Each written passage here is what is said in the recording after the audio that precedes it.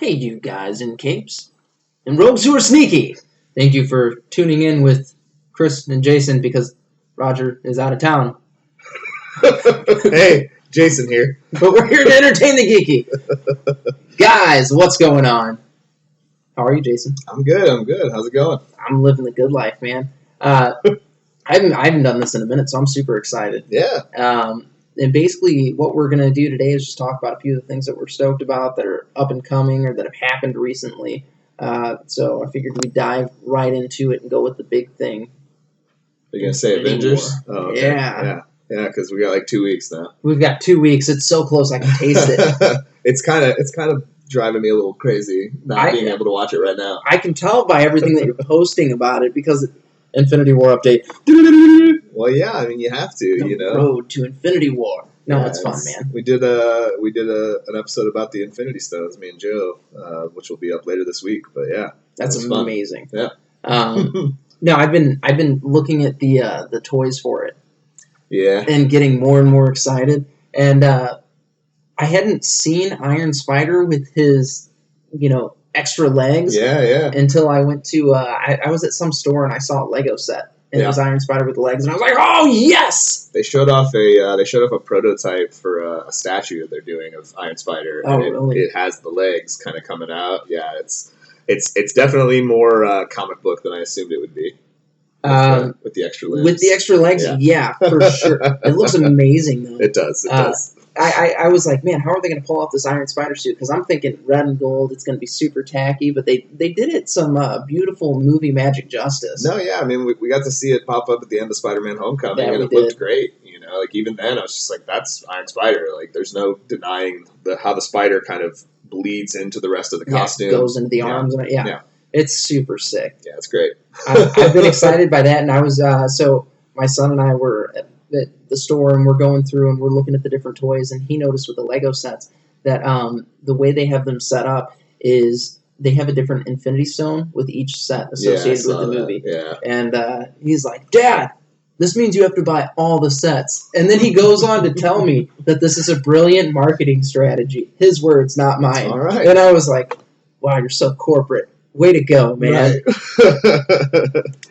But yeah, I mean the toys and the marketing, it's definitely, I mean, they've been pushing the crap out of this. It broke the pre-sale record on Fandango in like 6 hours. I can imagine. Yeah, I mean the pre-sale record shattered the pre-sale record in 6 hours. This is like one of those movies that's super anticipated. We've not had an Avengers movie in 3 years now. Yeah, since 2015. Yeah, so it's time. Yeah, it's time, and then getting it almost a month early. Yeah, I mean, that was an interesting little bit of marketing, letting Robert Downey Jr. feel like he was responsible for allowing us to see the movie earlier. I mean, obviously, it was probably a move on Disney's part to try to not interfere with Solo. Well, yeah, there's Solo. Solo comes out on Memorial Day weekend. Because I was thinking Deadpool. Which, when they pushed it back to the 27th, will give them a whole month before Solo comes out just Infinity War. That's a good idea. Yeah, and then Deadpool 2 comes out within that few weeks too. Well, and that's what I was thinking, because of the merger with Fox, they want this movie to do well because it's ultimately going to be money in their pocket. I mean, but are they going to continue along with what they've already been doing, or are they going to recast and reboot and do all that stuff? I think to integrate it into their world? I think there will be riots if they recast Deadpool at this point. That's been a question on everybody's mind, right? And obviously with the R-rated Deadpool, is Disney going to even continue making R-rated films for the character? They did say that they would. So if they will, then yeah, I think you leave Ryan Reynolds in the role because I think he's fantastic at it.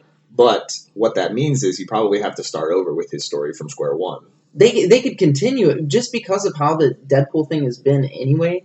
It's been kind of its own deal outside of the X-Men universe, but still in it. And with this breaking down of the fourth wall and all that crap, it could be masterfully done.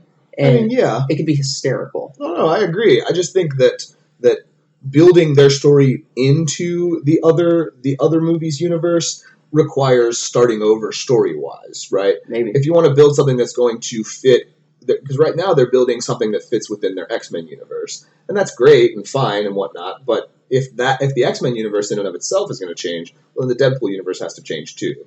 Now, I do think you let Ryan Reynolds continue playing the part, and I think one of the greatest jokes that could be had is when you bring him into an Avengers movie and he talks about how it's PG-13 so he can't curse, right? Like that would be a funny joke that could play up the idea of Deadpool breaking the fourth wall. Absolutely.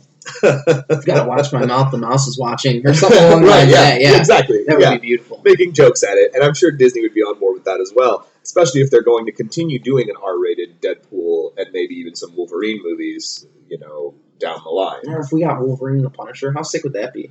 Yeah, I mean, I think the Netflix thing is still going to be its own thing, though. I think it is. I mean, they've acknowledged that it's the same universe, but they've also said, hey, there's a lot of moving parts here, and we don't want to have it all interfering with one another. I don't think we'll see Daredevil pop up in Infinity War or Avengers 4, right? It would be so cool.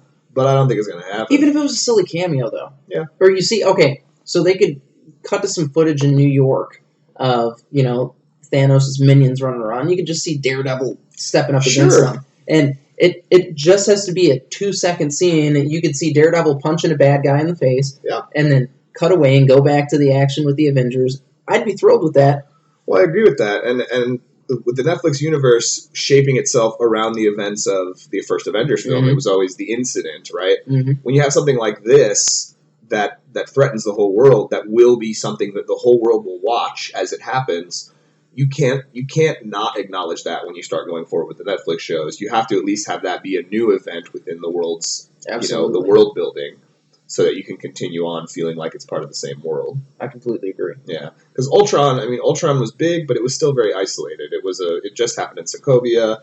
Nothing threatened the United States. You know what I mean? Like all the fighting really happened in that film outside of the country. Yeah. So I think that one didn't have to impact those shows as much, but I think Infinity War has to impact those shows. I mean, it's one of those earth-shattering Yeah. things that, oh my god, Thanos is here. Right. He tore through a portal in space and is here to mess everybody up. Yeah, and he brought a whole army of Outriders, man. The Outriders look so good. They're insane, dude. I want to see Proxima Midnight. Well, the Black Order, the Black Order too. The Black Order is going to be great, but the Outriders are just the soldiers, and they were part of Jonathan Hickman's Infinity comic that was just fantastic. Like, I didn't read Hickman's Infinity comic. It was so convoluted and genius. And I know those things don't usually go together, but it all comes together, right? Like it has all of these moving pieces, and you really don't see how these disparate things are going to end up coming to the same conclusion, and he weaves these very intricate tales that all then wrap back around into each other. I think that's one of the things that Hickman does well. So good. It's also one of the things that drives people crazy about him. Yeah. Because they're like, he's trying to do 100 different things at once, just tell a damn story. And then other people that are like, he's telling this masterful story that involves everything everywhere, and it's so much fun. Yeah, and it all comes back together. I mean, he always manages to wrap his plots up very nicely, Puts a little bow on them. Yeah, that's one of the things he's good at. No, they're fun. It's a good thing. I enjoy. I've enjoyed a couple of the things of his that I've read, but I've definitely not delved into all of his shit because there's so much of it at this point. I mean, he was basically writing everything for Marvel. Well, Marvel for a while, but I mean, there's some other stuff that he's done that's really worth checking out. Like East of West was really worth checking out. East of West is actually very good. Yeah, I forgot that he was the one that wrote that. Yeah, East of West is fantastic, and he uses, I think, the style that we were just talking about, how he's kind of all over the place, trying to do so many different things within the story of East of West. That works really well. Yeah, right, because you're following the horsemen on their different paths. You know what I mean? And all of these characters that you're introduced to along the way, that are the cult characters that think that Death's child is a god, the harbinger of the end, all of these things. So, it has a lot of stuff going on, and I'm very, very interested in seeing how he brings it all together when it finally concludes eventually. Hells yeah. Because everything ends. Everything should end. Well, I mean, we and this is something that Roger and I have complained about for years now. Wrap up Star Wars. It's time, guys. Sorry. I think that's what this trilogy is intending to do. I hope is so. To wrap up what we know Star Wars to be, right? I mean, it's still a cash cow. They're still going to make Star Wars. Right. Well, I mean, they're having Rian Johnson and the guys who worked on Game of Thrones come up with their own kind of trilogies that will not have to do with the Skywalkers anymore. We can close the book on their story, right? It needs to be done. 9 movies. That's it. The Skywalker story is done. Now, that's not to say that we can't tell stories about other Skywalkers, right? I mean, personally, I'm a big fan of Cade Skywalker, Luke's great-grandson from the future, from the Star Wars Legacy comics. because that was an amazing series. The Sith rose again and created a whole order as opposed to just two. Now there was a whole bunch of them. Cade had to like infiltrate the Sith in order to undermine them. Yeah, he was just a cool character. I want to see some Old Republic stuff. Yeah, I'd like to see like Knights of the Old Republic. Revan. Yeah, I was going to say they could do Revan's story. Yeah. I'd be totally in for that. Yeah. And I kind of hope that that's what the Game of Thrones dudes gravitate toward. I hope they're like, let's do this Old Republic thing because it's never been seen on screen. Yeah, for sure. And make it just freaking magical and. Well, I mean, it all kind of falls. I think one of Disney's big things, and I think this was very relevant within The Last Jedi, is trying to change our minds about Star Wars, trying to show us that it doesn't always have to be the thing we've come to see for so long and come to read about for so long. And while I do like Darth Revan's story, Revan and then later Darth Revan, it's the same kind of Star Wars story that we've seen over and over and over again, where someone rises to power, they fall to the dark side, and are ultimately redeemed. It's the story we've seen over and over and over. And I love Revan's story, and it's so intricate, and there's so much more to it than just that beat. Yeah. But that is the beat that it follows throughout its arc. I mean, it's a pretty typical hero's journey story. Right. And I think that's what they're trying to show us with Last Jedi, is it's time to shatter that mold and tell different type of story. I'm interested to see what happens next, but I can tell you I'm kind of burnt out on Star Wars at this point. Oh, man. Like, going back, and I've rewatched The Last Jedi now a couple of times, and I'm just like, dude, I'm over it. I love it. It can be done now. I just want something new. They could put it in space, whatever. I'm cool with that. But it doesn't even need to be Star Wars. Do the next big thing. Like, I get that the branding makes you money. Cool. Sure. And if they were smart about it, they could just use it for licensing and toys and stuff like that. And then in 10, 15 years, poop out a couple of movies that are extended universe kind of thing. And I think that would be a solid way to do it. But I'm not their marketing guy, and they can make more money doing it their way. I mean, they bought Lucasfilm to make money on Star Wars. That was the point. And honestly, people ask this question all the time about, like, how do you not get burnt out on superhero movies? Because they're entertaining. You know what? I don't need big Academy Award-winning films. I don't need the biggest high-profile actors in the industry. Sometimes a movie can just be entertaining. Sometimes you can just go to a movie, you can have fun, and you can walk away with some cool stuff to talk about with your friends. And I don't think any of these new Star Wars movies haven't satisfied that for me. I've walked away from each of the new Star Wars movies and said, that was fun. That was an entertaining film. I'm not going to say that there weren't fun parts to the film, because, like, spoiler, if you haven't seen it at this point, sorry. You're fucking way late. But, like, you see Luke do this great force projection across the galaxy. That's amazing. Yeah. And that's one of those things. You've never seen it before in canon, and it was badass, dude. Yeah. Now, next level shit, and Luke does it, and you're like, okay, Luke is legit. Right. He goes out a hero. He gives the galaxy hope again. Yeah, and I mean that part of the story was very cool. I'm interested to see how they wrap up Leia. Yeah. With the death of Carrie Fisher and how they ended the movie. Yeah. I'm just like, whoa, dude, this is different. I mean, it could be something as simple as she has to go do the political thing and talk to the leaders of these various allies that they might have within the finale of this story. So they just write her out in that regard. They could write her out that way, or they could have her assassinated. Yeah, that could work too. Or they could do some Blaze of Glory thing. Oh no, she took a troop to go head off the rest of the the evildoers. Well, and that's the thing that I've talked about that with a few people. The end of The Last Jedi, I think she should have been the one that sacrificed herself in the ship to destroy the fleet that was, coming after them. I completely agree. I think that would have been a great ending to her story. It would have kicked ass, and then you would have had one Solo left. Yeah. And, yeah. Well, yeah, and you could have, I liked Admiral Holdo. I think that she made some bad decisions as the person in charge, but I think she's an interesting character, and I would have liked to have seen more of her. And she could have, honestly, that scene could have played out the same, except for, Leia could have said, I appreciate that, but that's my job, right? Like, I appreciate that you want to sacrifice yourself, but they need you as their leader.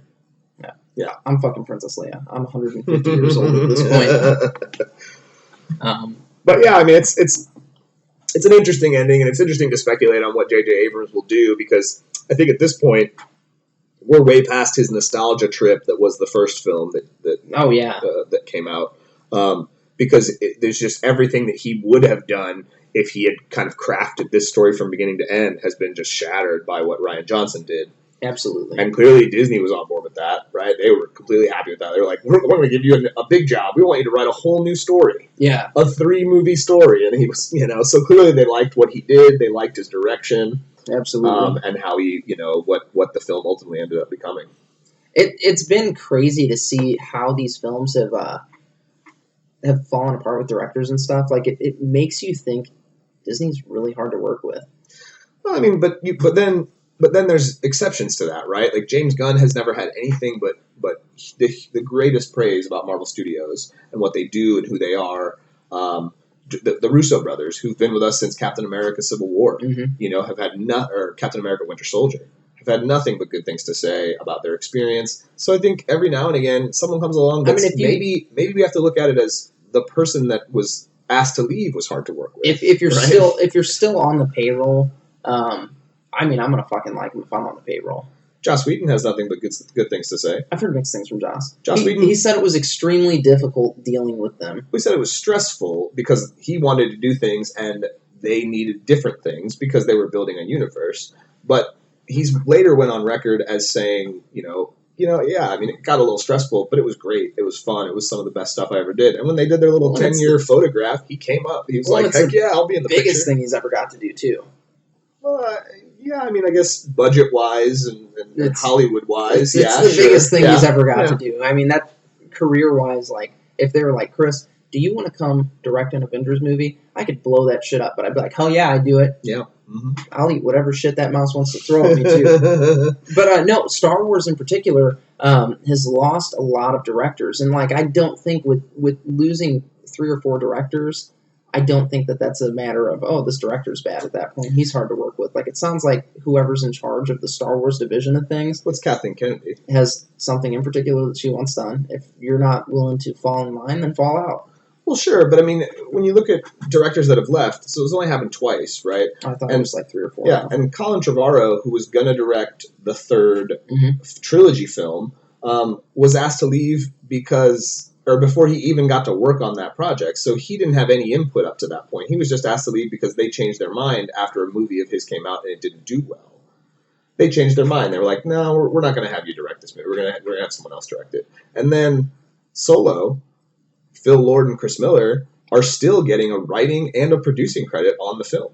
Because they did a lot on it already. Oh, right. And then they turned it over to Ron Howard, right? Right. Yeah. For some reshoots and some kind of changing to the plot, I guess. I don't know. We'll see in a month or so. That'll be interesting. No, I mean it seemed just based off that I feel like they'd be difficult to work with, and maybe Kathleen Kennedy is. I don't know Kathleen Kennedy, and I don't know what kind of person she is, but she's the head of Lucasfilm. She's the one that Disney put in charge after they bought it. Yeah. No, it's all very interesting. Yeah. That's the part of, I guess, the behind the curtain stuff is what I would like to be able to know more about. I think that's what all the fans want to know more about because we all get very invested in these movies, these universes, all the lore, the comics, everything that kind of follows it. I mean, we even end up buying games and stuff for it. Oh, yeah. So when you have all of this stuff that becomes a large component of your life, getting to know why certain decisions are made and stuff like that would be fantastic. And I get there's politics involved and there's bajillions of dollars involved. So yeah. I understand where they're coming from. But it's just one of those things, man. Like I would love to know more of what's happening with it and why. Sure.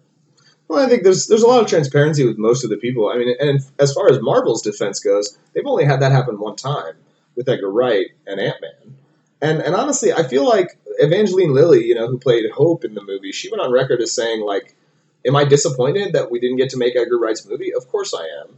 But Edgar Wright's movie didn't feel like it was part of everything else. And he's even went on record as saying that was why he left, because he wanted to make a movie that was very standalone, and they, at that point, couldn't have that be the case. We're too deep into this. You got to connect your movie to everything else. Yeah. And he didn't really want to. So in that regard, I wouldn't even say, I would say when you hear the words creative differences, you think, oh, right, that's just a nice way of saying we fired a guy. They're a dick. Right? Yeah. But if you think about what Edgar Wright has said and what the people that were working with him have said, seemed like a pretty amicable parting of the ways. Like they've had with actors though, they've had a lot of actors have had sour things to say about them and how they conduct business as well. I mean, who? I don't. Ed Norton. He Well- motherfucked Disney. Well, And- yeah, but he also wanted more money to play the character in a cameo sense because there was never another Hulk movie. No, there could be at this point, but I mean that's neither here nor there. Well, sure. Mickey Rourke. Yeah. Who was the guy that originally played War Machine? Terrence Howard. Terrence Howard. Um, Yeah. Terrence Howard also wanted more money. Can you blame them? No. Like, I mean, basically the But guy at the time, you the gotta guy, look at, you the gotta guy look that at got what the pay happened. raises for everybody was RDJ though, because he was like, "Hey, you need to pay everybody more to be in Right. these movies." That didn't happen until much later. You That's gotta look fair. at in Phase 1, we had Iron Man. Iron Man was a success. We had Incredible Hulk. Incredible Did Hulk so-so. was so-so. Yeah. We had Iron Man 2, which was Did well. successful. It did well. Right? But at this time, when those actors were negotiating, Marvel had no idea that this was going to become so successful. And at that point, it wasn't such a huge success. It was still being outshined by like the X-Men franchises and the Batman franchise that Christopher Nolan did. Yeah, that's fair. You know what I mean? So like, it wasn't a huge success right away. And all of these people were instantly demanding that they be paid a higher wage to play a character multiple times. And they said, look, but you're not a main character. You're a cameo character. So we're not going to pay you more. And ultimately, they had to, replace those people. And I think, honestly, Don Cheadle and Mark Ruffalo were excellent replacements for both I those like Mark characters. And Ruffalo. I think they're way better at what they're doing than the guys previous I were. loved Ed Norton. I love him. I like Ed Norton a lot, but I think he played Banner too seriously. I'm going to be honest. Okay.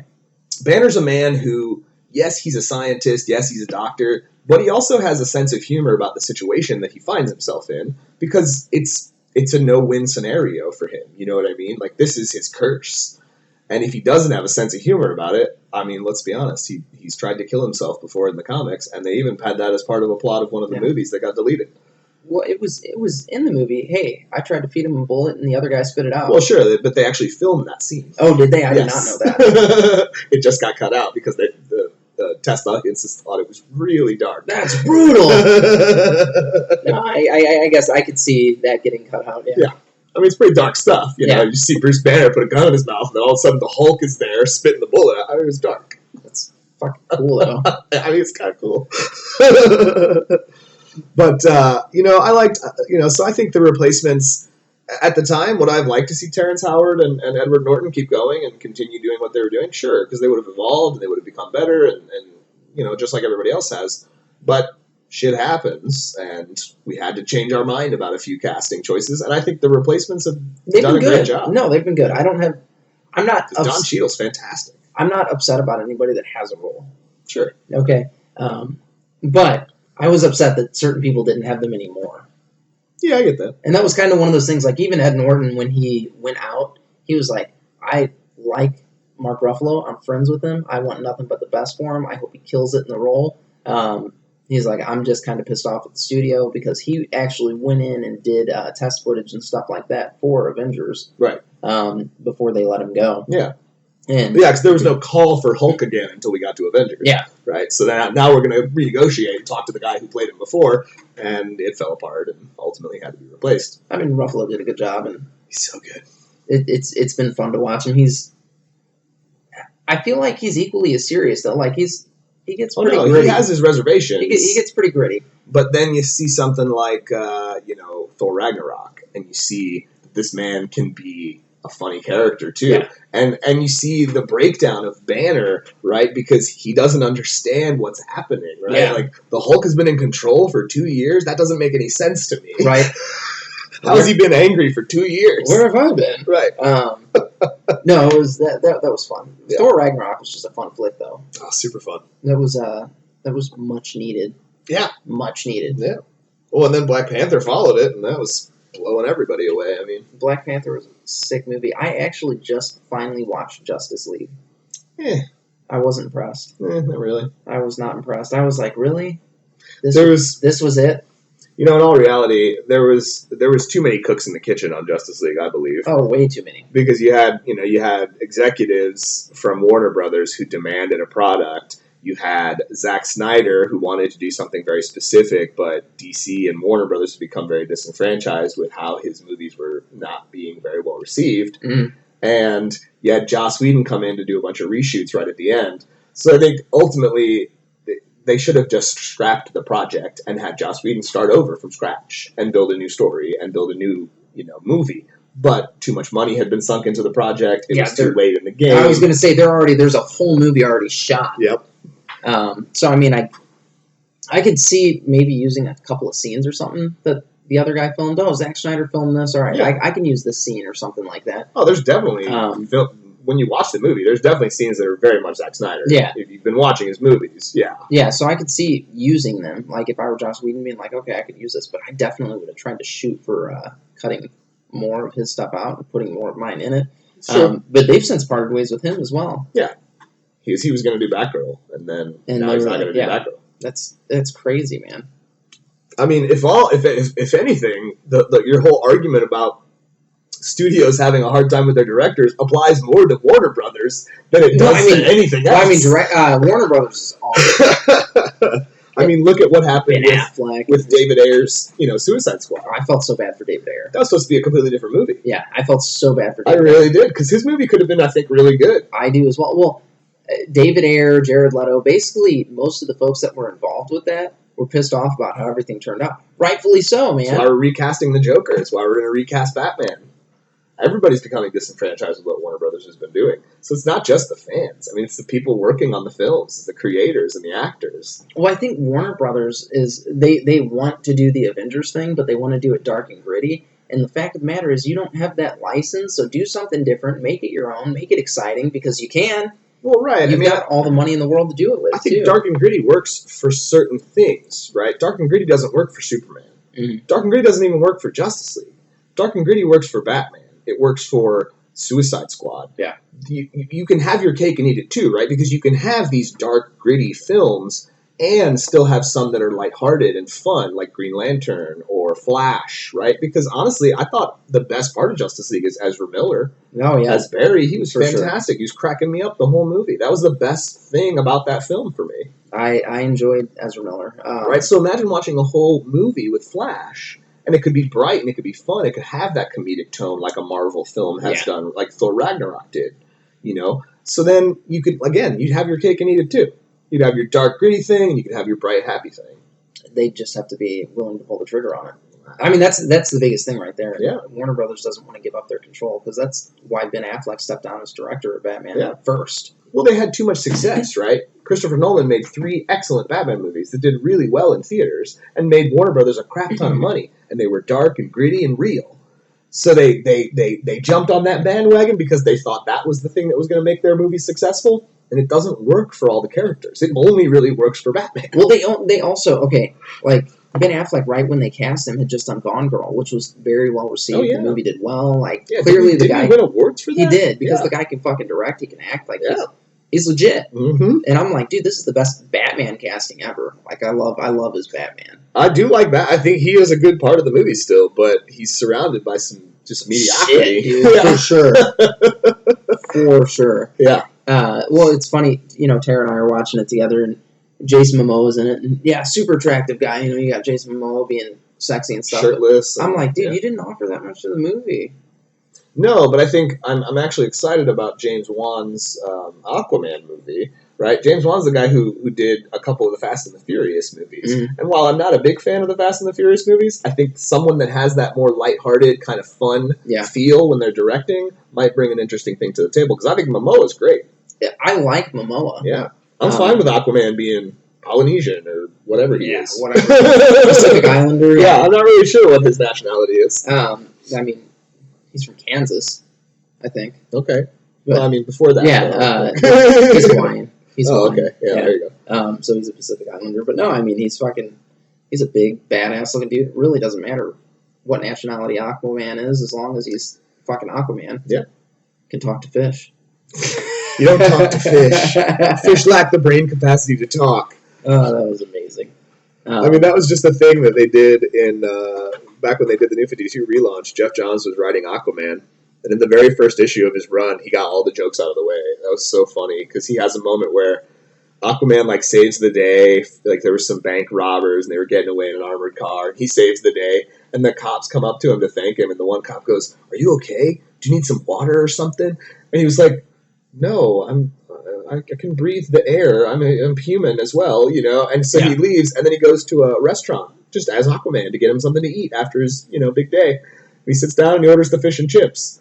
And some guy sitting behind him in a booth like leans over and says, "You can't eat fish. You talk to fish." And Aquaman has this moment where he breaks it down. He's like, "Look, I don't talk to fish. Fish lack the brain capacity to talk. I influence the behavior patterns of fish by hitting their olfactory nerves with the vibrations. But you can't talk to fish. Fish don't talk." We got all sciencey in the comic book. That's what he did. Yeah. Jeff Johns was like, "Look, I know people think Aquaman's a joke, but we're going to show you why he's not a joke. So we're going to get all these jokes out of the way right away, and then we're going to show you why Aquaman's awesome. Going to show you his badassery and all the justice that he can enact." Well, and to be fair, that run was really good for a good amount of time. I think until Jeff Johns stopped writing it, it was fantastic. You know, I've not actually sat down and read any Aquaman comics. I'm familiar with the character. Just you kind of have to be. He's Justice League member. He's on the cartoon show too. Yeah. But I've never sat down and read any of his books. And it's not to say they're not good, because I've heard good things about a couple of storylines that Aquaman's in, but I've not really dicked around with it too much, and you're making me regret that. There's some good stories. There's a lot of bad stories, right? So if you're ever going to read Aquaman comics, call me up and have me recommend something to you, because there's a lot of bad Aquaman stories that I've read. Jason, tell me what you read. Right. If you're going to buy something, call me first and say, "Hey, is this good?" Because there's some crappy Aquaman stories. And that's why Aquaman became such a joke character, right? Because there was a time when he had a secret identity. Where he was Arthur Curry, just a normal, everyday human guy, and then he would change into his Aquaman costume, even though he had no mask on or anything, so it didn't really make any sense. Well, that's how Superman is, too, though. Well, Superman tries to, with the glasses and the baggy clothes and stuff, he tries to hide it. Well, you got a guy that's 6'2", 225 pounds, fucking jacked. I'm just saying, the point of Aquaman having a secret identity is ridiculous, because he's always Aquaman. He's Atlantis' king, right? He's Aquaman. I completely agree with that. But, the argument there of his secret identity, I'm like, oh my god, Clark Kent's the same damn thing, though. That is such a joke. It's true. But again, Aquaman doesn't even look different, right? He doesn't try to change the way he looks. At least Superman has a different hairstyle, and he takes his glasses off, maybe I could see people mistaking him because nerdy Clark Kent could never be so heroic. But Arthur Curry was just like, God, Clark Kent, you have a mighty chiseled jaw. You have this intense look in your eyes. It's about him being a nerd, though, right? He's a nerdy reporter guy. No one thinks someone like that could be Superman. A fucking 6'2". I understand what you're saying. I mean, look, I understand what you're saying. If they cast Christian Bale as Superman, I'd be like, okay, that's acceptable, because the guy's 5'9". He's not a super big guy. You throw some baggy clothes on him and some glasses, yeah, that might be a little different. But the disguise is much more about the attitude than it is the actual look, right? It's much more about being a guy who could just never be Superman, right? Being clumsy and goofy and awkward around women, right? This was just how Clark hid in plain sight. And yes, it seems stupid, a reporter like Perry White couldn't figure it out, or Lois Lane, which ultimately she does figure it out. But Perry White was just as awesome of a reporter back in his day. You know what I mean? So it's ridiculous to think that he wouldn't know. But again, it's as much about the glasses and the baggy clothes as it is about the attitude. Superman's confident, right? He could talk to the ladies. He's not clumsy. He's confident and heroic, and Clark Kent is a clumsy nerd. I guess, man. I don't know. I still have trouble with that one. All right, fair enough. I tried to defend the argument. I mean, just because of the stature of the man, it's hard to argue it. Yeah, no, I get it. If I saw that dude, I'd be like, fuck, you look like Superman. Well, right. How tall are you? I get it. Most of us would figure it out instantaneously. Yeah. But it's a comic book. We have to suspend our disbelief. So we do it with science by saying, no, fish lack the brain capacity. I'm sorry. Okay. In all reality, it is true that fish lack the brain capacity to speak. I understand. But dolphins, on the other hand. No, dolphins, absolutely. But dolphins are not fish. I know. I'm just being malicious at this point. So, guys, I want to drive you to a couple of places to do a couple of things because we are going to wrap things up now. First things first. If you go to entertainthegeeky.com/free game and use the promo code Geeky, you will get a free copy of Merle's Truck Stop in Maine, our world-famous one-page role-playing game. So get you some of that and enjoy it. Also, we are launching our Kickstarter very soon. We were shooting for May. We've recently pushed it back a little bit. That's okay. It's still coming, guys, for Conniving Cooks. So keep your eyes peeled for that. We're going to have a bunch of information going up on that soon. We're set to have a meeting next week about it. Me, Jason, Roger are all going to sit down, hammer everything out. We're going to have the Board Game Bros, Matt and Jeff there as well. And they're going to, give us their input. We're going to give them ours, and we're going to come up with a killer campaign for you guys. Also, check out their podcast, man. If you're on our website, entertainthegeeky.com, you can click the shows tab, and you'll see Entertain the Geeky, Jason's show, Nerd News, which is super informative, and also you'll see Board Game Bros there. And if you click that Board Game Bros tab, basically what these dudes do is they, being that they're game designers, they go in, they play a game, and then they go through the design aspects of that game and try to basically figure out why certain decisions were made and maybe talk about things that they would have done different. It's a solid show for the thinking man. Jason, what do you like to do in your show to keep people informed? What's your style? What's my style? What's your style? You're putting me on the spot here. I'm sorry. I just try to keep my eyes on everything that's going on. So video games, comic books, movies, television. I just am constantly on the internet, just keeping my eyes on everything that's going on. So my style is to just bring you all the information that is possible. All of the information. No, we sat down to record, and as we're sitting down, Jason's moving this diary out of the way, or little journal, that is full of fucking notes. And, I got a glance at one of the pages, and I see Captain Marvel, this, that, and the other, and I'm like, Jesus, it's just... It's packed. It's my notebook. It's so I write down everything I'm going to talk about throughout the week as it comes up. Yeah, well, I mean, your writing's beautiful. Nah, it's not that beautiful. I write like I have fucking Parkinson's disease, so the fact that you've got something there that another human can read is baffling to me. Yeah, so I mean, with how quick news pops up and how easy it would be to overlook it at the end of a week, I always try to write everything down as I go so that I am always remembering throughout the end of the week what I'm going to talk about. And then I get to the end of the page, I name the episode, and then that's my episode. Beautiful. I love it. So, yeah, Nerd News is a good show that you guys should be listening to. It'll keep you caught up on what's going on in the nerdy world. It's kind of, what we try to do here at Entertain the Geeky. Yeah. And then keep your eyes peeled on our articles. We've got new stuff going up all the time now. Jason's been very diligent with it, and Roger and myself are putting more stuff up now. So you're gonna see lots of fun little reviews and stuff like that coming from us. Are there any parting words of advice you would like to leave our listeners with? Yes, listeners, don't forget, if you're local and you're listening to the show and you're enjoying it, we're going to be out at Miniature Market on May the 20th. Miniature Market out on Manchester. Yeah, that's the only miniature market now. It's the only miniature market in this area. So basically, Miniature Market has a warehouse. It's an online superstore. They've got a huge warehouse here in Missouri that's closed to the public. What they did is they went and opened a superstore. And I will tell you guys what, you can basically come any day of the week after 6 o'clock and hang out with me if you want. Yeah. As long as you're not a creepy stalker or a murderer. Yeah, because I would prefer not to get murdered while I'm there. Don't do that. But yeah, come play games with us. They run killer floor specials, and we are going to be demoing some of the floor games that they have, and maybe show you some of our stuff as well. So, guys, as always, stay geeky.